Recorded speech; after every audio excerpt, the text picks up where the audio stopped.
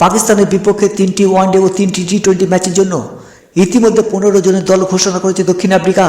আগামী বছরের চ্যাম্পিয়ন ট্রফির আগে এটাই তাদের শেষ সিরিজ, যেখানে আগামী মঙ্গলবার 10 ডিসেম্বর ডারবানে শুরু হবে দুই দলের মধ্যে প্রথম টি-20। এরপর 13 ডিসেম্বর সেঞ্চুরিয়ানে হবে সিরিজের দ্বিতীয় টি-20। আর সিরিজের শেষ টি-20 ম্যাচটি অনুষ্ঠিত হবে 14 ডিসেম্বর জোহান্সবার্গে, যেখানে দলের নিয়মিত অধিনায়ক এইডেন মাকরামকে পাচ্ছে না পটিয়ারা।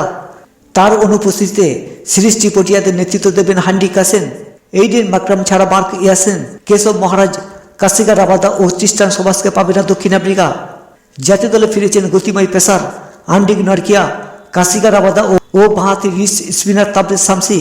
তবে বর্তমানে গ্লোবাল সুপার লিগে খেলায় টি-20 সিরিজের প্রথম ম্যাচে শামসিকে পাওয়া নিয়ে রয়েছে অনিশ্চয়তা।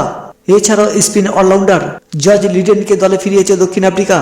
সিএসএ টি-20 চ্যালেঞ্জারে এবারের আসরে 178.12 স্ট্রাইক রেটে 171 রান করার পাশাপাশি 18.33 গড়ে 9 উইকেট নিয়ে নির্বাচকদের নজর কেড়েছেন তিনি। দক্ষিণ আফ্রিকার এই দলে বিশেষজ্ঞ পেসার হিসাবে থাকছেন আন্ডিক নরকিয়া, অর্নিল বার্গম্যান ও তরুণ মাপাফা। পেস বোলিং অলরাউন্ডার আছেন দুইজন, আন্দিলে সিলেমন ও প্যাট্রিক কুগার।